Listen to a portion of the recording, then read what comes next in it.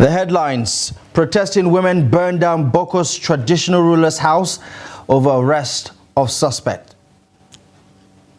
Suspected Boko Haram insurgents kill pastor, 5 others in Yobe State. The federal government has extended free train rides till Sunday.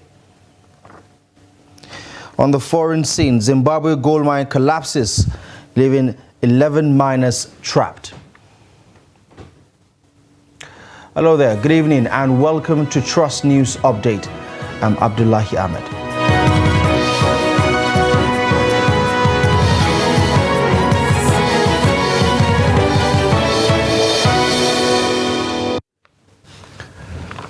We begin on the plateau as protesting women have set fire to the residence of Michael Monde Adanchi, the district head of Boko's town in Boko's local government area of the state.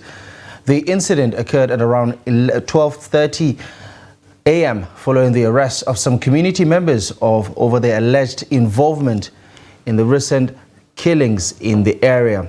The traditional ruler's house and administrative office were completely burned down. Soldiers have been deployed to disperse the protesting women. Now, the police command in Plateau State has confirmed the arrest of 8 persons related to the recent incidents in Boko's and Baraki Ladi local government areas of the state, where about 23 communities were attacked on Christmas Eve, resulting in the death of over 190 persons and the destruction of numerous houses. The spokesperson for the State Police Command, DSP Alabo Alfred, is expected to provide further details in the hours to come. Still talking security. Insecurity in Abuja's Buhari Area Council of the Federal Capital Territory has escalated, with 2 police officers sustaining gunshot injuries and 7 family members were abducted by bandits. A middle-aged man who led the police intervention was shot dead by the bandits. The incident occurred during the early hours of Wednesday in Zuma 1, Buhari Central Ward, where bandits wielding AK-47 rifles targeted specific homes. The deceased had raised an alarm upon suspecting danger, prompting a response from the police in the area. Tragically, he was killed on the way to the victim's house, leading to a firefight between the police and the bandits, resulting in 2 police officers getting wounded. Now, similar incidents of bandits' invasion and abductions have plagued the region for the past 2 weeks. Residents are calling on local authorities to collaborate with security agencies in addressing the escalating kidnapping cases in the area. Now, responding to the development, the police commissioner of the FCT has visited the communities and subsequently made provisions for additional officers and police armored personnel carriers to the area to enhance security. Elsewhere, suspected Boko Haram insurgents have killed Pastor Luka Levong of the Church of Christ in Nations and 5 others in Kwari Gaidam local government area of Yobe State. The attackers invaded the community around 2 a.m. on Friday, shooting the pastor and his church treasurer, Maina Abdullahi. The victims were killed in their separate houses, and several houses, including a church and vehicles, were set ablaze by the terrorists. The military and the Nigerian police have not yet confirmed or commented on the incident. Gaidam is located just 177 kilometers from the capital, Damaturu, and is about 40 kilometers away from the Niger Republic border. In other security news, in Taraba State, insecurity continues to intensify as 2 pastors, including Reverend Elkanah Ayuba and Reverend Simon Ezra of the United Methodist Church, along with several others, remain in custody of kidnappers despite ransom payments. The abductions occurred in Pupule town on December 19, 2023, and subsequent incidents in Dila village and Gongong Maliki market. Reverend Philip Micah Dokpa of the UMC condemned these attacks, emphasizing the economic and emotional toll on the community. Despite ransom payments, none of the abducted individuals, including the pastors, have been released. The UMC is calling on both state and federal governments to intervene promptly, warning of potential self-defense measures, including protest and roadblocks. While the Taraba State Police Command asserts efforts to address the situation, Reverend Dokpa disputes their claims, citing only partial releases and the ongoing captivity of their church members. And in Borno State, the police has confirmed the arrest of 85 suspects involved in culpable homicide, theft, as well as illegal possession of arms, among other crimes in the state over the past 3 months. Now, according to the police, the 27 suspects were convicted in the period under review after their arrest. Bitrus Grisi tells us more. Among the 85 suspects paraded at the Borno Police Command are 5 suspects found with fake Naira notes. Other suspects were arrested for criminal conspiracy, theft, possession of dangerous weapons, and illicit drugs. A tip-off was received by police crack operative FOB, that is Forward Operation Base in Bill, in collaboration with Bill Division and local hunters of Maringa Village, arrested and brought one Shuaibu Alhaji Saleh, 27 years old of Birum Village, Bill local government, in possession of a locally made pistol. The suspect confessed to have acquired the locally made pistol from one Abubakar M of Kalimbo Village, Babangida local government, Yobe State. Receiving a tip-off by the local government chairman of Bill local government, 5 number suspects were arrested with counterfeit notes of 1,000 Naira denomination, amounting to 352,000 Naira fake notes. The suspects are being paraded before you, and further brief will be discussed during the briefing. The police, during the course of its arrest, recovered exhibits from the suspects, which include locally made pistol, 352,000 Naira fake notes, 30 parcels of Indian hemp, and knives, among others. A cikin leda shi a gidan chairman da aka same ni da aka ce mar ina kudin sai na ce ya bani ajiya aka ce iya nan ko ka kashe ni ce iya nan sai aka daure ni muka je sai na ce to ga inda ka aje. They gave me 202,000 Naira for keeps. Yesterday I was called by the police and taken to someone's house. When I got there, I was asked to bring the money. It was at that point that I was arrested.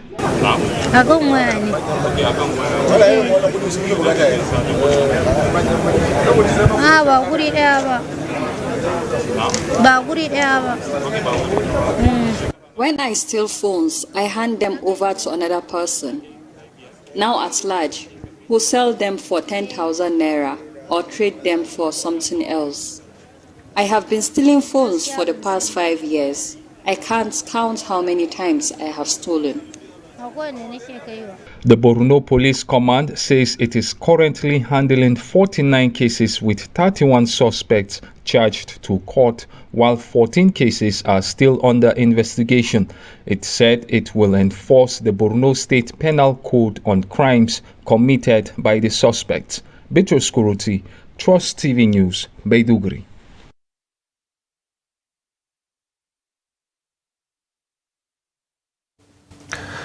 Governor Caleb Mutuang of Plateau State has accused the Court of Appeal of unfairness in nullifying his election. Presenting his case to the Supreme Court, the governor emphasized that only one of 8 points he submitted to the Court of Appeal was determined, and he alleges not being given a fair hearing. Mutuang claims the dismissal of the 7 issues by the Court of Appeal goes against the directive of the Supreme Court, which mandates addressing all raised concerns. He's also appealing to the Supreme Court to declare him the validly elected governor of Plateau State, asserting that where there is a wrong, there must be a remedy. The hearing of his brief by the Supreme Court is scheduled for Tuesday and is led by an 8-man panel of senior advocates of Nigeria, with Kanu Agabi at the helm. The federal government has extended the initiative of free train rides until Sunday in collaboration with the Federal Ministry of Transportation to alleviate financial burdens on post-festive travelers. Managing Director of the Nigerian Railway Corporation, Fided Okiria, announced the extension in Lagos on Thursday, encouraging passengers to book their tickets online to avoid terminal crowds. The extension aims to facilitate the movement of Nigerians who are traveling during the festive period. Okiria urges passengers to obtain their tickets from authorized sources at no cost, acknowledging the federal government's decision as a relief for transportation cost. The free train rides initiated on December 21st, 2023 were initially set to conclude on Thursday, January 4th, before the extension to Sunday. President Bola Ahmed Tinubu has appointed 6 new executive directors to key positions in the Nigeria Ports Authority and the Nigeria Maritime Administration and Safety Agency, NIMASA. The appointments include Vivian Edet as Executive Director of Finance and Administration at the Ports Authority, Olalekon Badmus as Executive Director in Marine and Operations of the NPA, Ibrahim Umar as Executive Director, Engineering and Technical Services of the NPA, Jibril Abba as the Executive Director, Maritime Labour and Cabotage Services of NIMASA, Chudi Ofodile as the Executive Director of Finance and Administration of NIMASA, and Fatai Adeyemi as the Executive Director, Operations, NIMASA. The President has expressed his confidence that the appointees will contribute significantly to boosting the marine and blue economy sectors in Nigeria's GDP. You're watching the news update on Trust TV. Coming up ahead, customs to generate 3 trillion naira as they eye 5.1 trillion naira in 2024. More on this and many other stories coming up ahead after the break. Welcome back to the news. Thank you very much for staying with us. Let's take another look at some of the top stories at this hour. Protesting women have burned down the home of the traditional ruler in Bokos over arrest of suspects. Suspected Boko Haram insurgents have killed a pastor, 5 others in an attack in Yobe State. Now, the Minister of the Federal Capital Territory, Nyesom Wike, has emphasized the significant impact of ongoing road projects across the capital city during his recent inspection of ongoing road projects. Wike's inspection highlighted the concerted efforts and progress made so far in the development of crucial infrastructure within the Federal Capital Territory. The minister added that the federal government has disbursed a substantial sum of 50 billion naira as part of payment for the 2023 supplementary budget. I am happy to announce to you that the Minister of Finance have been able to release 50% of the national supplementary budget, and that in a way has given us that hope that the contractors will be paid within any time from now. And then we have also gotten the assent of the statutory supplementary budget, which Mr. President has sent it to. That again has given us hope that no project will be left uncompleted as promised. We've been 3 projects today. One done carried out by CGC, one by Julius Berger, which is the VP's residential residence, and then the N20 being constructed by Gilmore. Like you can see, these are quality projects which we are very satisfied, and we believe with the arrangements the contractors have made, put in place, these are things that the President's 1 year in office will be commissioned. Staying with developments in the Federal Capital Territory, the Federal Housing Authority has denied responsibility for the planned demolition of houses in Zidu community near Lugbe Phase 11 of Abuja.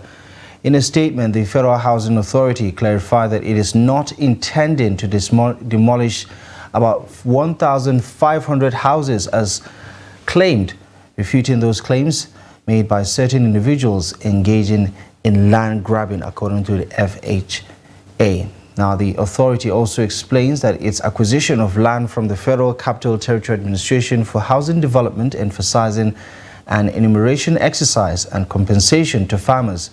The authority identified encroachments on its land by squatters, particularly in the right-of-way of Ring Road 3.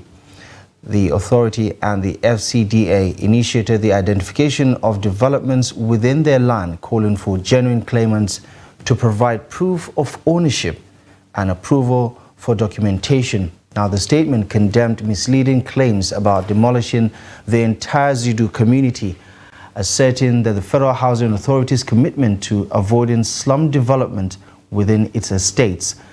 Genuine claimants were urged to come forward with relevant documents for proper documentation. The Controller General of the Nigeria Customs Service, Adeni Adewale, has said that revenue projections for the year 2024 currently stands at 5.1 trillion naira, slightly above the previous 3 trillion naira.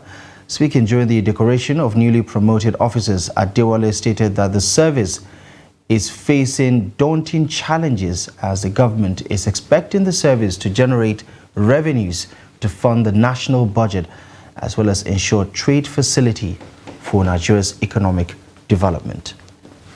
It's a very remarkable year for the country. The country places a lot of expectations on the customs regarding the issue of revenue trade facilitation.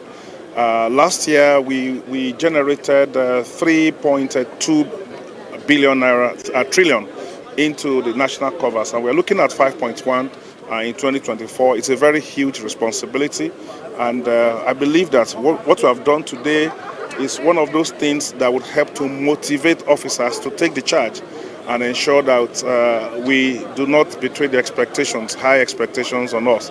Security is also very, very important, and we are seeing how we can integrate elements of technology into our operations around the borders, to our enforcement operations and all of that, to ensure that we live a secure life in this country.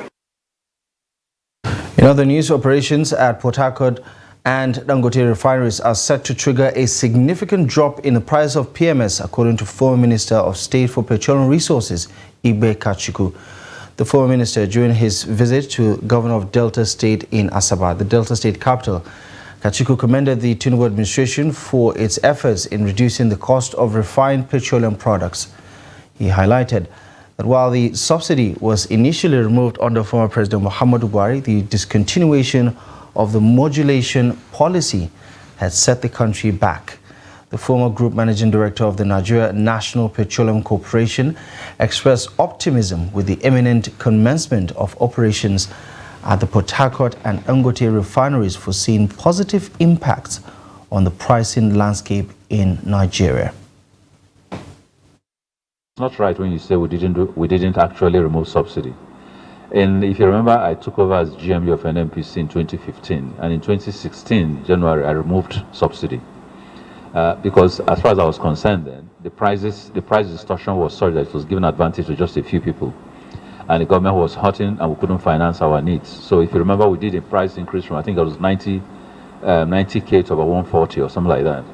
And so with that, subsidy got removed. And if we had continued with the modulation policy, probably won't be where we are today dealing with subsidy issue again. So I think the move for removal of subsidy is a good move. If what I hear is true, that Dangote is almost on the point of test running the refinery, and the Port Harcourt refinery is in high gear for hopefully a resumption, those are positive news. I like to see all the refineries come back. But more important, we also did modular refineries, like you can remember. I approved about 9 modular refineries.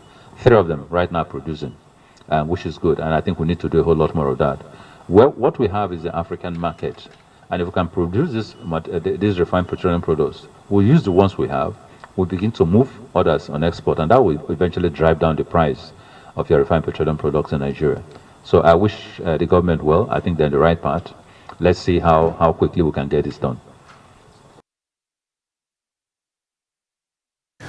On the international scene, 11 subsistent miners are trapped in an underground shaft following a ground collapse at Zimbabwe's Red Wing mine, located 270 kilometers west of the capital, Harare. The incident occurred on Thursday morning, with preliminary assessments suggesting earth tremors as the potential cause of the collapse, according to Zimbabwe's Mines Ministry. Matalon Corporation, the owner of the Red Wing mine, confirmed the incident and has deployed a rescue team to bring the trapped miners to the surface. Despite multiple rescue attempts, the unstable ground conditions have made operations unsafe. Red Wing Mine has been under corporate rescue since 2020, and unsanctioned mining has been carried out by subsistence miners in the area. Oscar Pistorius, South Africa's former Olympic runner, has been released from jail on parole nearly 11 years after fatally shooting his girlfriend, River Steenkamp. The 37-year-old double amputee known as the Blade Runner was discreetly moved from the Atteridgeville prison to his home in Pretoria. The Department of Correctional Services confirmed his admission into the community corrections system. Oscar Pistorius, prohibited from speaking to the media under his parole conditions, will maintain a low profile. He was convicted of murder back in 2017, receiving a 13-year jail sentence for the 2013 Valentine's Day shooting of his girlfriend. Now, Plateau United will face Kano Pillars in their March Day 17 clash without three key players, Solomon, Umar Farouk and Saidu Salisu. The trio have been sidelined due to various injuries sustained in previous matches, with Farouk and Salisu undergoing therapy for undisclosed injuries. Ogarere, recovering from a calf injury, is anticipated to return for the second half of the season. The Peace Boys, currently holding the 5th position on the table, will be guests at the Sani Abacha Stadium in Kano for the upcoming match against 6th place Kano Pillars this Sunday. Well, that's it. You're up to date with the latest news stories at this hour. We'll be back with more a little later at 6. For now, follow us across our social media platforms to catch up with more content. You can take a look at our website, trusttv.com, for the latest news. My name is Abdullahi Ahmed. Thank you for watching.